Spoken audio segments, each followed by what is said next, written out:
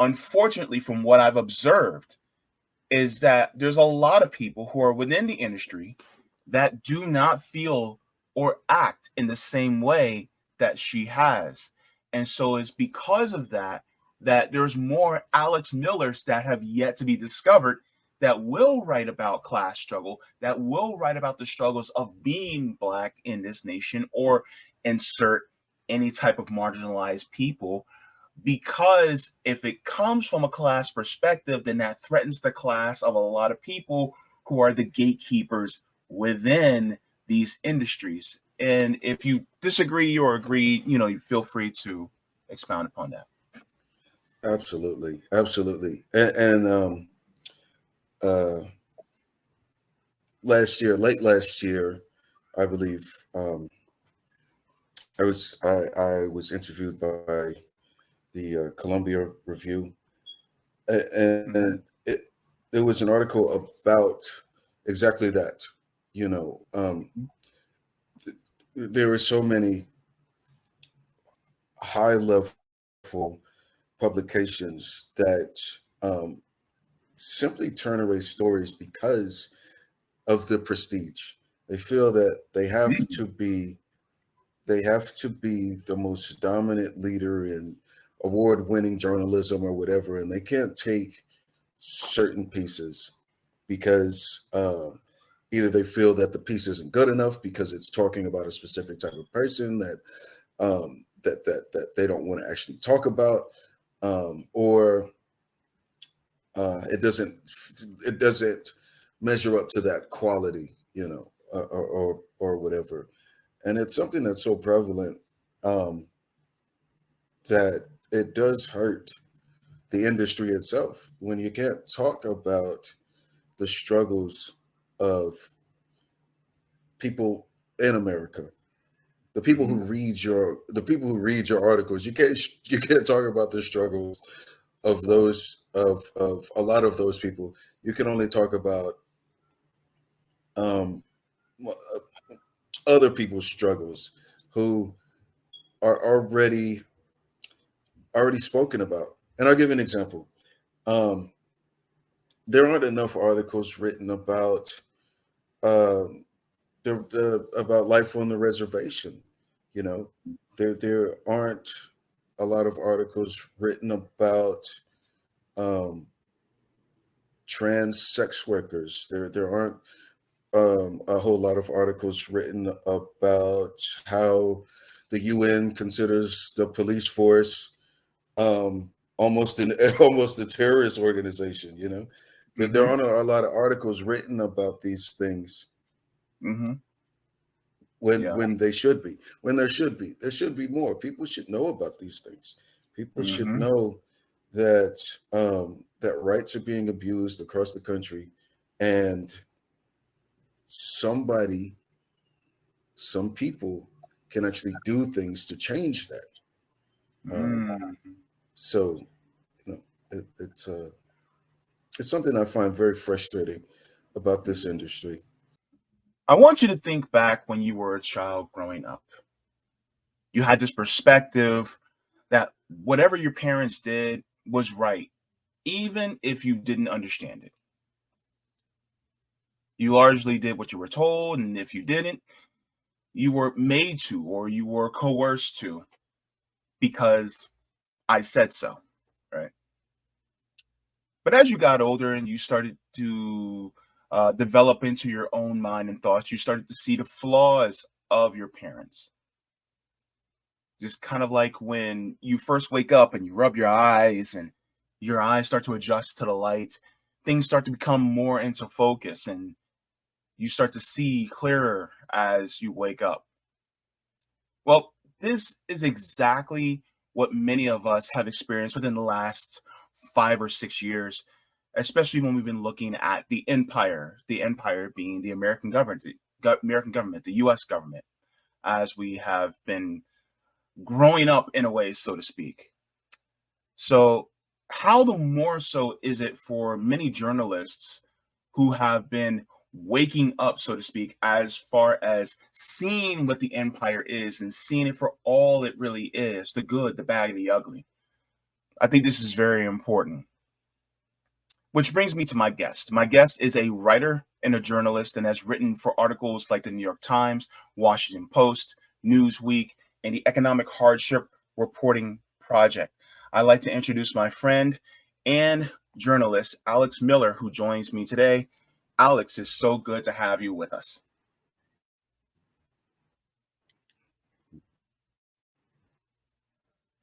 How you doing there, Alex?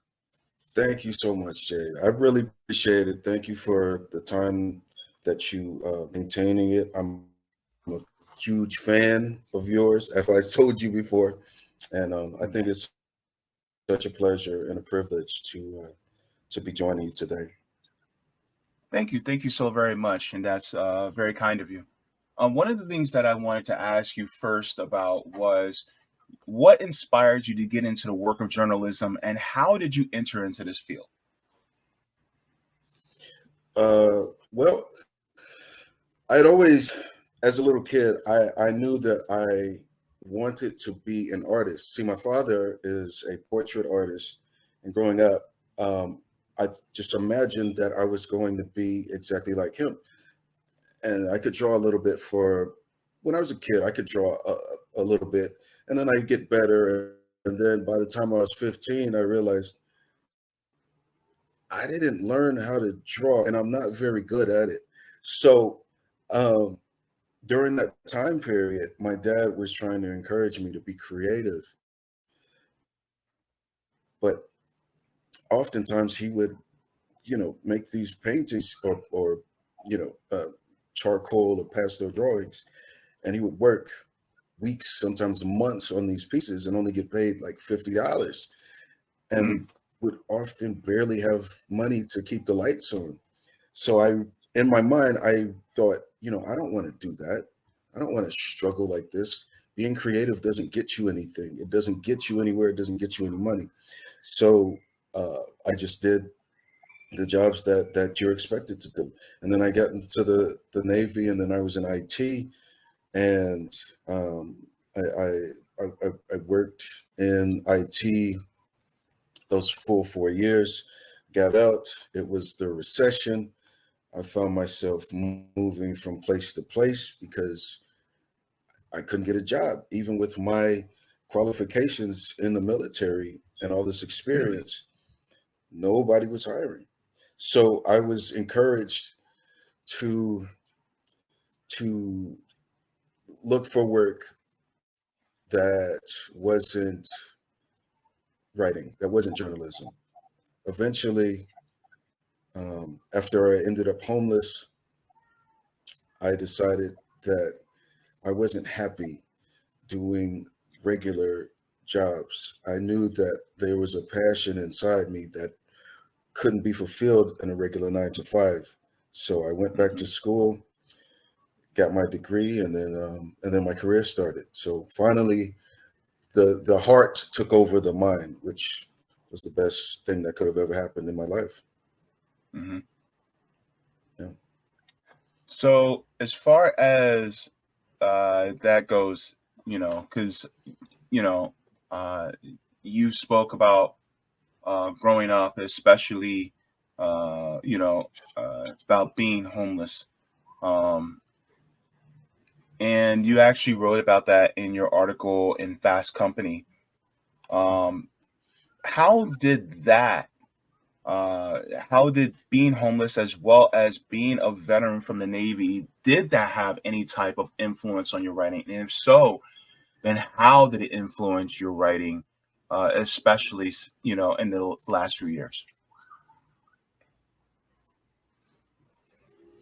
Well, drastically, because once I became homeless and I started to understand what that community is like.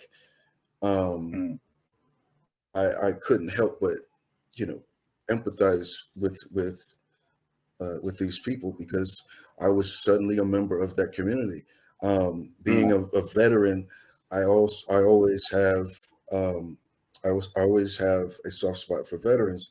So when those two communities come together, you really get the sense of um, a portion of America that America often overlooks. And there's always Yeah. somebody who likes to demonize veterans and homeless people, and especially homeless veterans. Always somebody who tells you that you're bad because you don't have what I have. Always. It's the saddest thing about this country is that it's always about um, living up to the American dream or picking yourself up by your bootstraps, which is ridiculous. Mhm. But that's something that you really, really recognize when you're at the, the lowest depths of what we consider the America, because America means different things for different people, and Of course.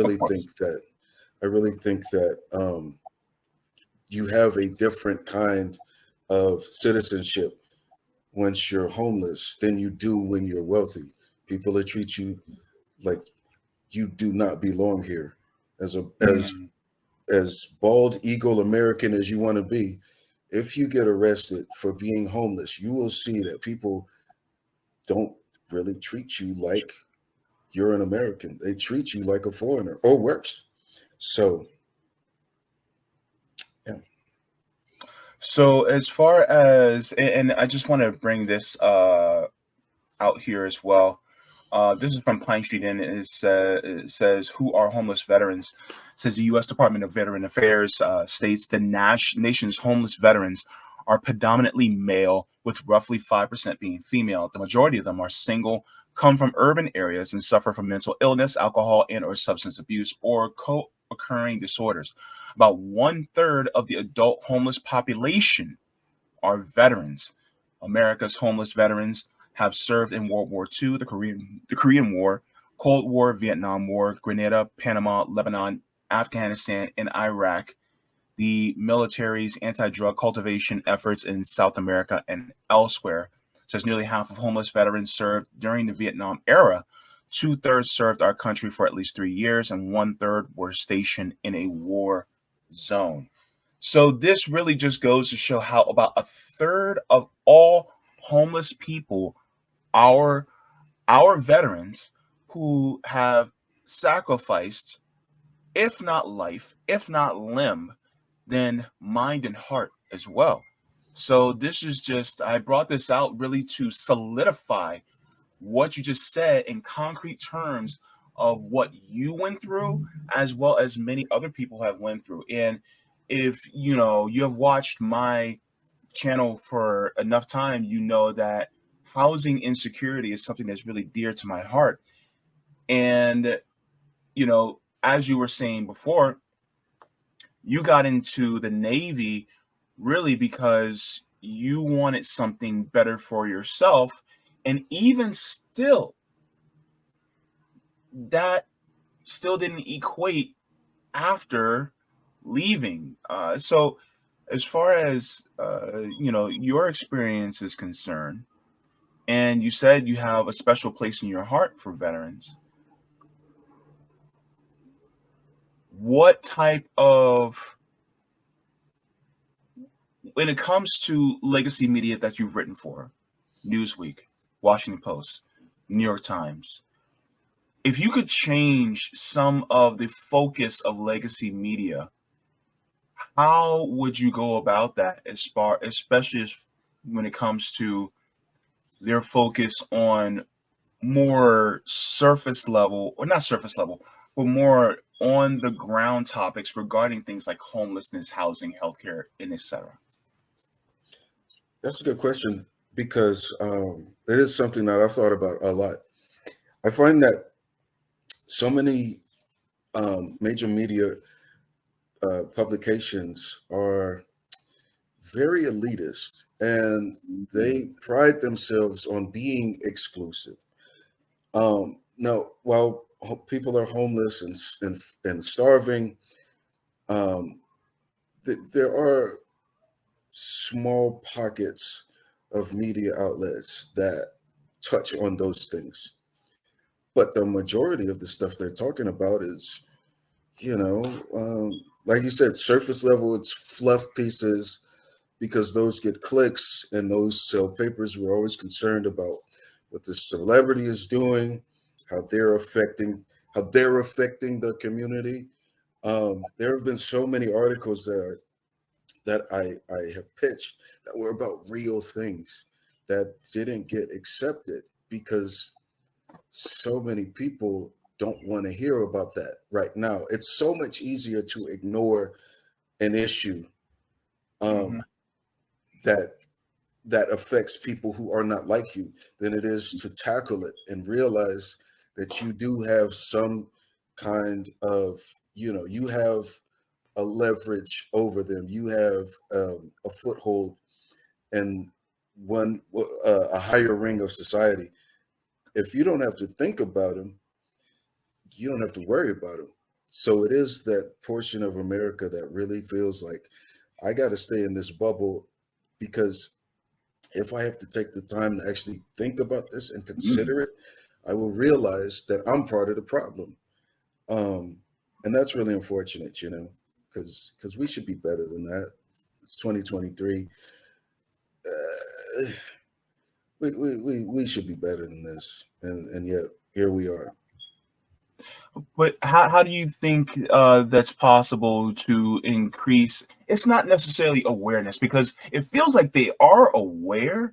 Is that it's kind of like a out of sight, out of mind. So it's like I don't want to hear it. Is there any way to influence that? Because a lot of times when we look at, for instance, legacy media, print media, New York Times, Washington Post, it could be Newsweek, LA Times, Chicago Tribune, it could be any one of these articles, these print media. What type of, do you think there is a route or a way in order to shift the focus so that they are more sympathetic and empathetic to what a lot of us working and poor people go through? Or is there just no hope? What is your thoughts on that? Because maybe I'm a little bit skeptical, but I want to know your thoughts on that. Well, I do think that there is a way. There has to be change there has to be change from the old way of doing things, the old way of print media. So a lot of people got to die out. I mean, that's just the truth of it. It's the same thing I believe with Congress. The people who have made change for generations are no longer there. Um, that's something that I can see as uh, a way of thinking about it. I'm Do you, hopeful that new writers, like the newer generation of writers, Zoomers, they actually take lessons from all of the mistakes that all of the generations before them made. So I don't think that it'll happen in our lifetime, but it can happen in theirs. I think. So yeah, I know it seems like a dark world, but that's kind of I think that's kind of how it is. do you think that's also indicative of what I like to call visual media, like the CNNs, MSNBCs, Fox Newses, the CBSs and ABCs of the world? Do you think that's also indicative of them as well? Yeah, absolutely, absolutely. I mean, you watch these 24-hour news cycle channels, and it's not so much about the news as it is about my guy is better than your guy, and Mm, they'll have these people debate each other, and it's not really a debate. They're just screaming and yelling, and you're wrong because you're too leftist, or you're wrong because you're too much on the right, and nothing gets solved. You just get more biased by listening to these people. That's something mhm. I really can't stand about what they're doing because they're influencing millions of people, but they're not solving issues. They're just creating more. That's what I think. The more division happens, the more the media gets involved in our lives. The news, the news media, the part of the news media that wants to divide, that wants to make it clicky, and wants to make something that wants to make something out of nothing, or something that's already big larger through misleading the public. Um, they don't tell real news. They tell a version of news that'll get people to watch them. So that's my issue. Do you think that's intentional, or do you think it is unintentional, but it's just a consequence of pursuit of profit? Well, I think it's both intentional. I think it's both intentional, and I also think that it is pursuit of profit. I think it's both of those because um, these people know what they're doing. They they understand how the American mind works. Mhm, That's what goes into all of these studies and all of these polls that they go up that they throw up. Uh, the, I hate to say it, but your average American is not a free thinking individual. You know, mhm, people in America um, are free thinking, and understand what the media is trying to do, but mhm, but America as a whole, I don't know what the statistics are, but out of 330 million of us, you got to know most of us don't really like to think.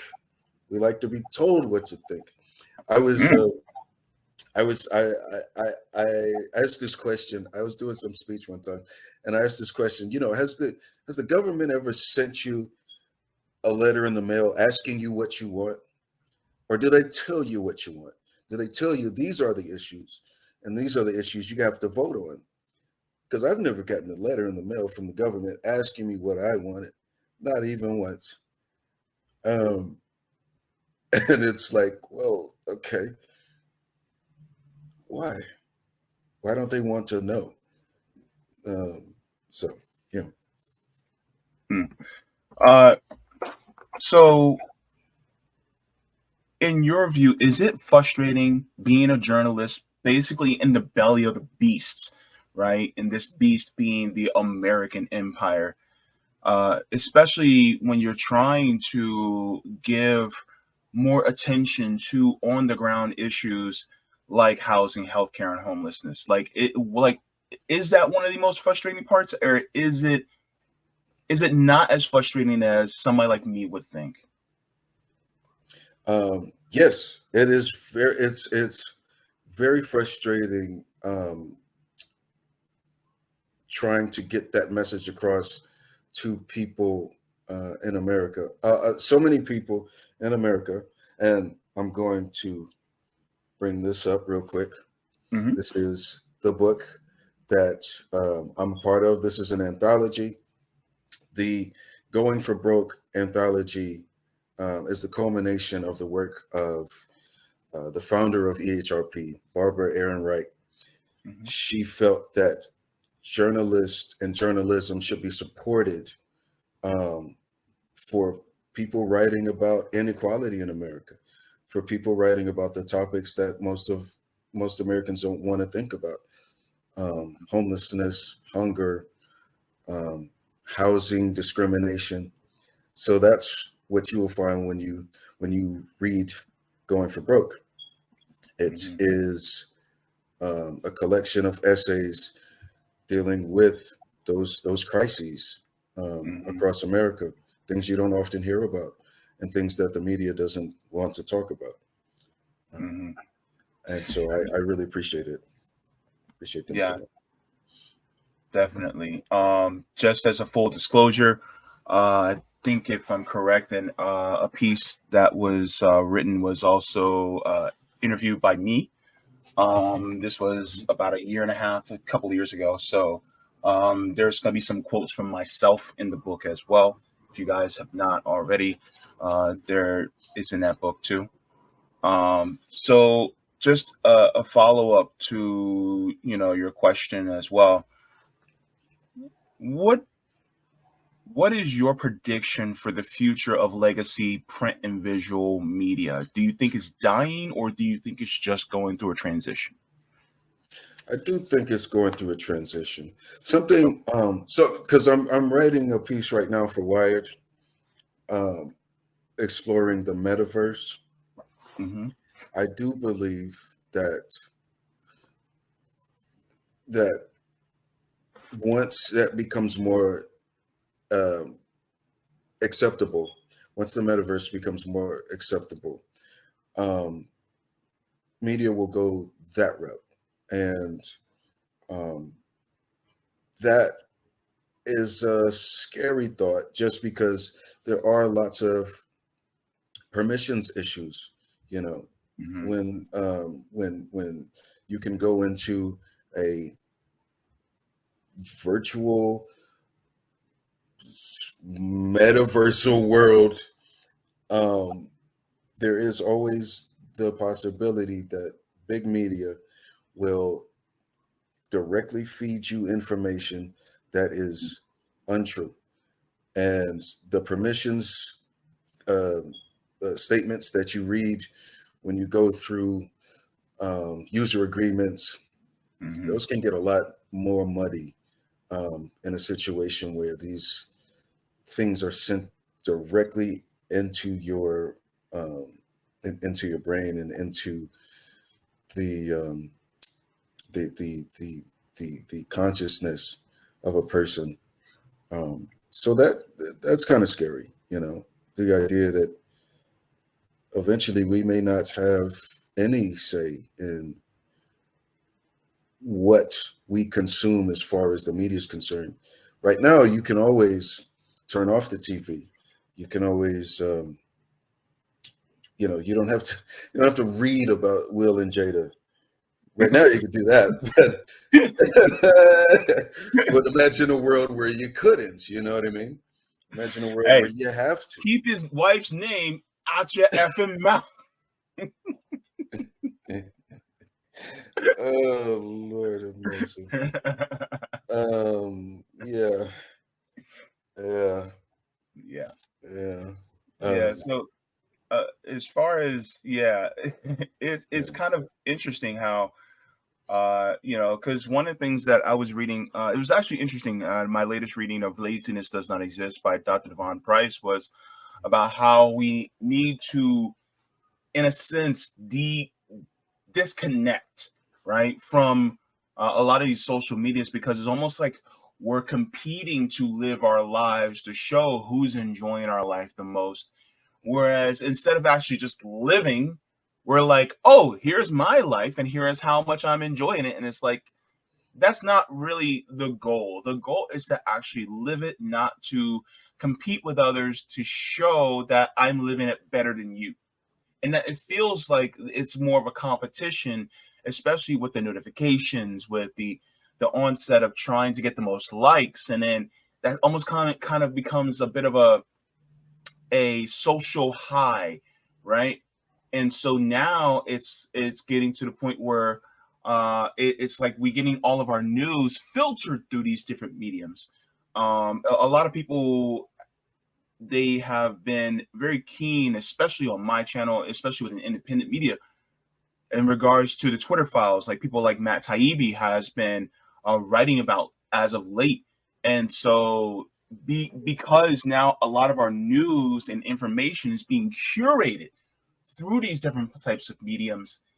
Now, even when it comes to journalists who want to tell the truth in an unfiltered way, it gets you reach a wall, so to speak. You know what I mean? If you can talk about that just a little bit as well, and kind of expound on what you were talking about in regards to, like, for instance, the metaverse. Yeah. So something that happened a couple months ago, I believe. Um, uh, the the a lot was going on in Mississippi, Hmm. and specifically in Jackson, where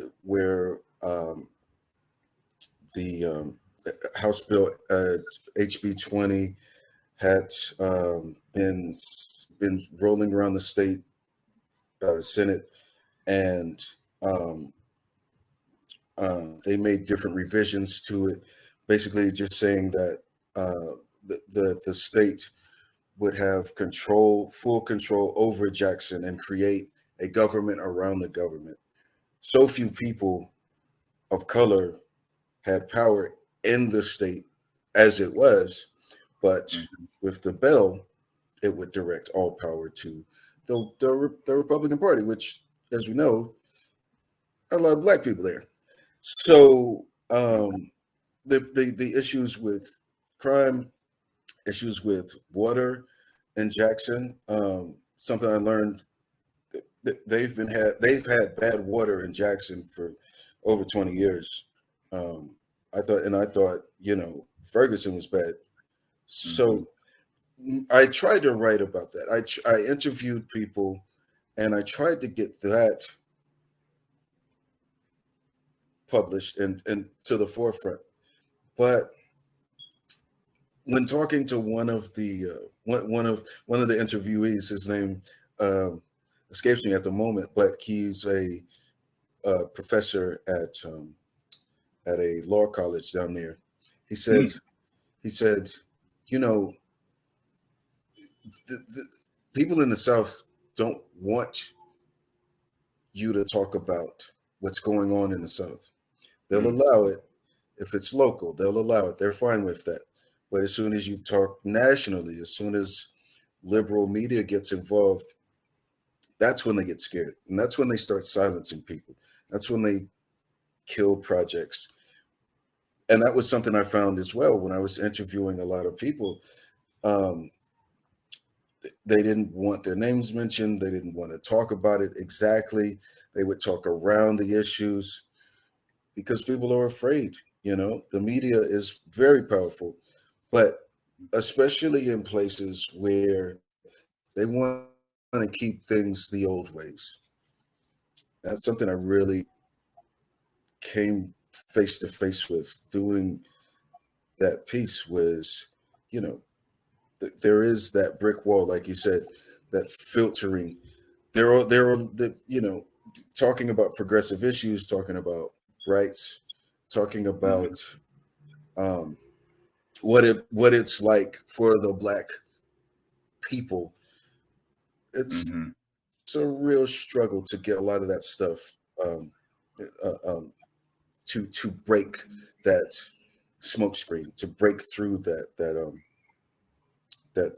layer of topics they're willing to let happen. So, Mm-hmm. uh, What percentage of that do you think is just really class warfare from the perspective of,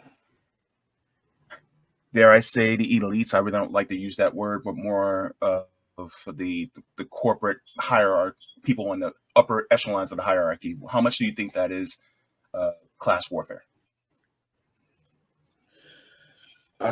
well, um, I I would say most because Mm-hmm. of how stratified our society is.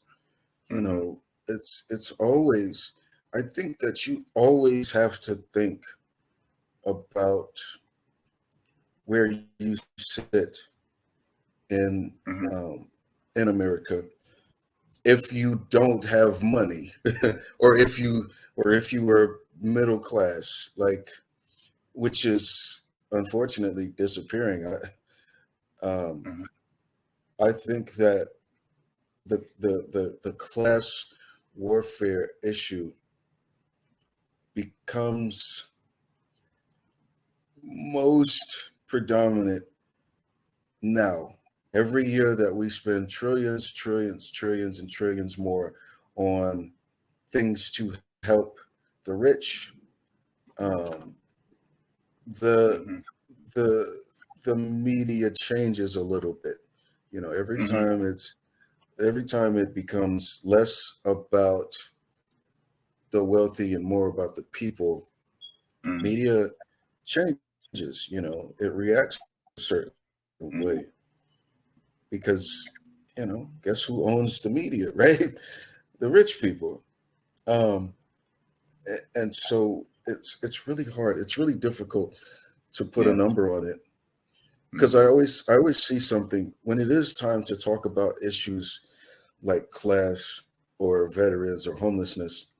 Somebody always says, "Oh, but you know what? We really got to worry about is those Mexicans. We got to worry about the Russians and the Ukrainians." It's always this thing where they kind of want to talk about the issue, but when you really want to talk about it, they got to go away and draw off some other tangent. Um, Yeah. and then those issues become louder than the stuff that we're dealing with. So, yeah. Yeah. And in fact, one thing I noticed in this was actually brought out in Noam Chomsky's Manufacturing Consent, and it was just made pretty abundant, is that a lot of times one of the issues regarding this is that it's not necessarily a concerted effort. Well, maybe in some ways, but it's not necessarily a concerted effort to shield us from talking about these issues, but really it's in a sense, per, in a sense talking about it from a benefit of a particular class.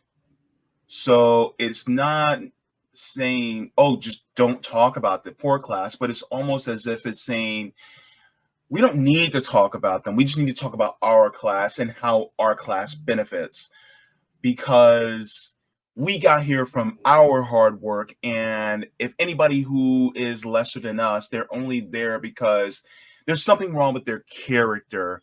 When in reality, I don't think that I think some of them are conditioned to not see it as a systemic issue.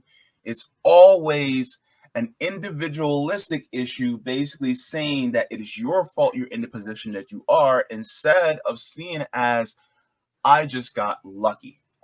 And one of the reasons why I say it like this is because I want to bring attention to your article that you wrote. And this is out of Fast Company, and you actually wrote about how you got into writing. And one of the things that I wanted to bring attention to was this paragraph. And you say, I know that I wouldn't have made it in this industry without Sue's guidance and advocacy. In this industry, the odds remain stacked against people like me. And you were talking about how you were homeless in the beginning. It says talent doesn't guarantee success, but Sue helped me to access the industry gatekeepers and bring my story to the world. And this is what makes her so special. She understands the struggle and wants to help everyone with a story.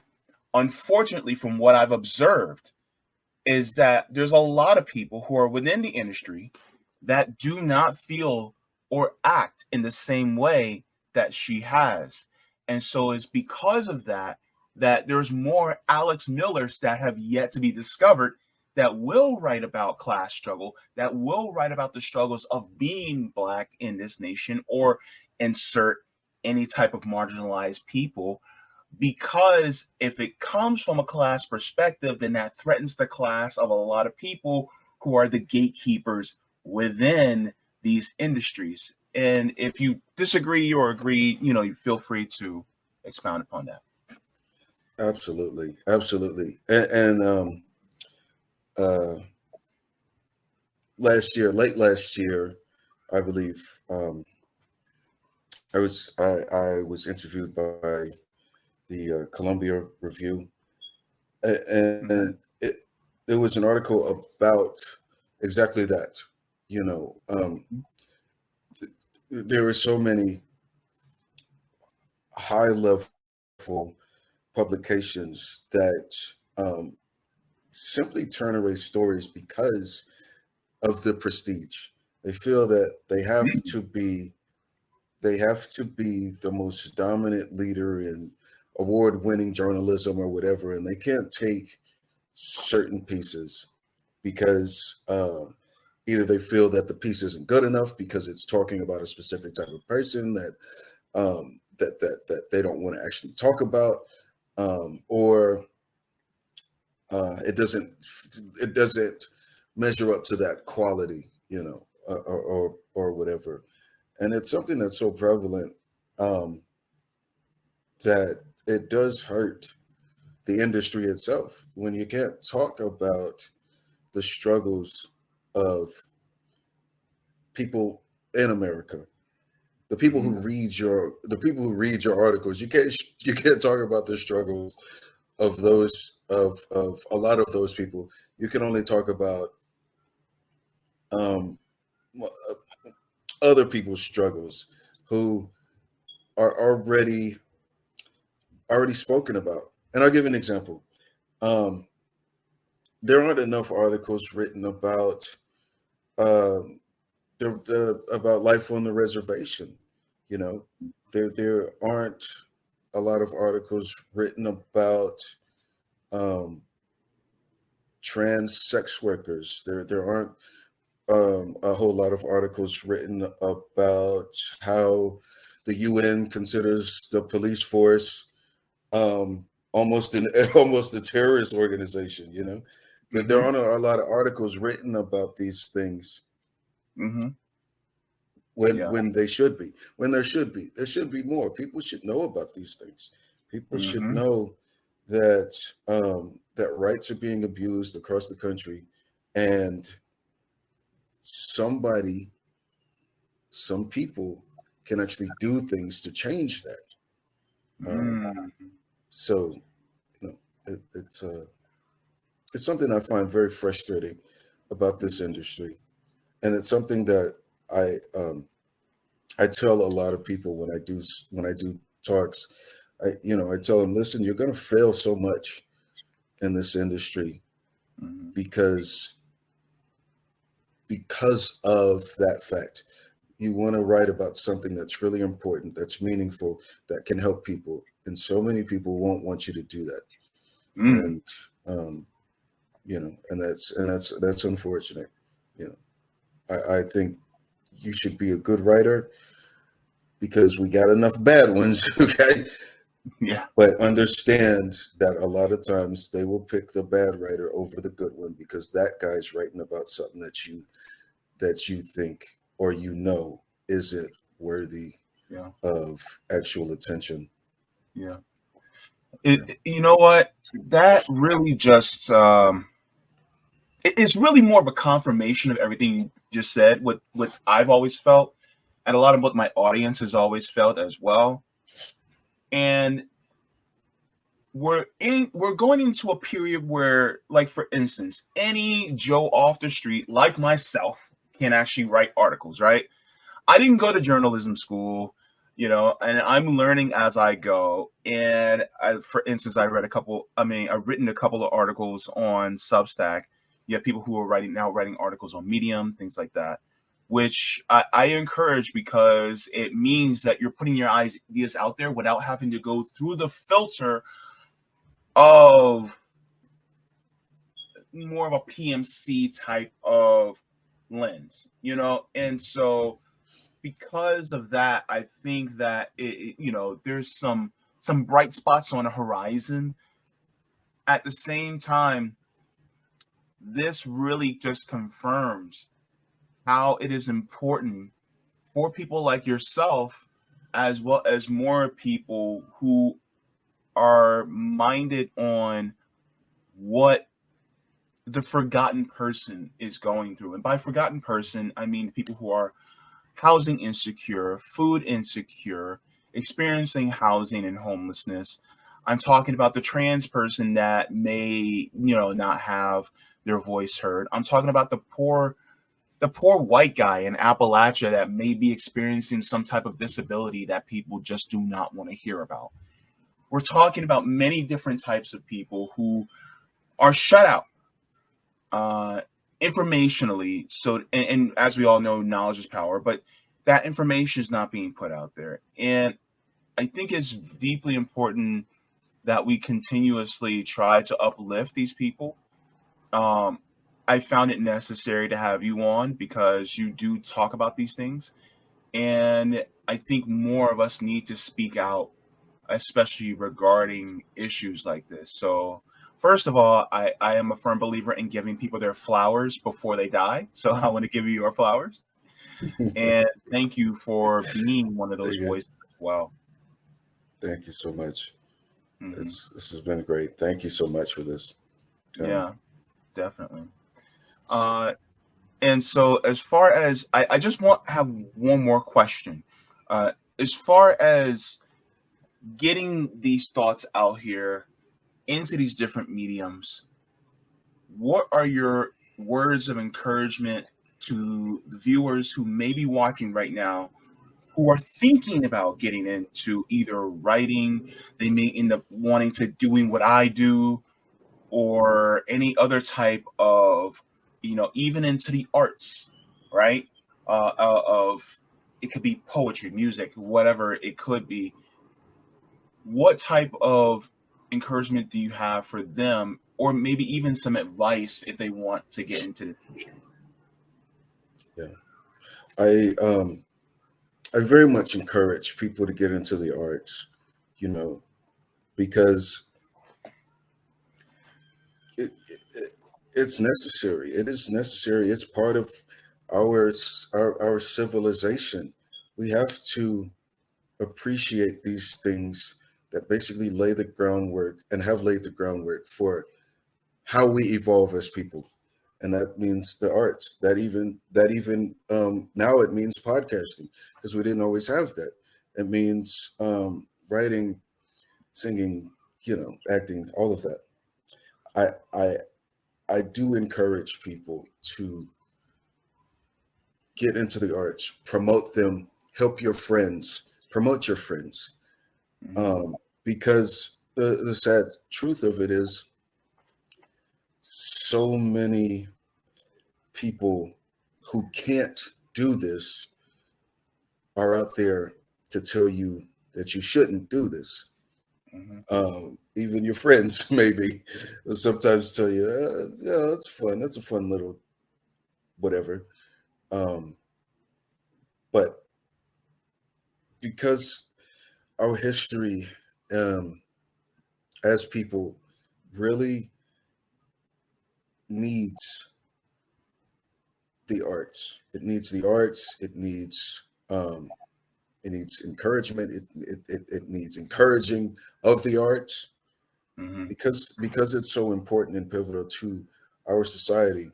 Hmm. It's important and pivotal that people go out and take chances. You know, Hmm. take chances. Go out there. Put yourself out there. Hmm. Understand also that a lot of times it's not going to work for you. Maybe it's just not what you do. Maybe this isn't Hmm. your purpose. But Hmm. but give yourself some time. Uh, uh, if it doesn't work out after a certain amount of time, don't keep doing it, man. Because I've heard a lot of people say, "Well, it only takes a certain amount of time."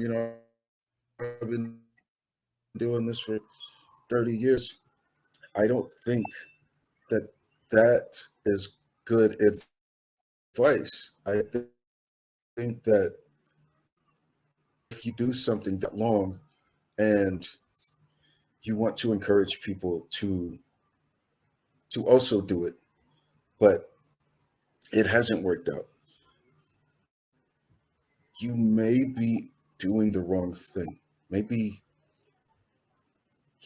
maybe you end up and you're 70, 80 years old and you can't help anyone because you can't help yourself and you can't get the attention necessary to to bring to bring attention to the cause that you have been trying. Maybe it just wasn't for you. Maybe it just wasn't right. Um, and that's okay. You know, that's okay. Just find what is for you. Don't try something that won't be for you. Don't be a square trying to fit in a circular peg.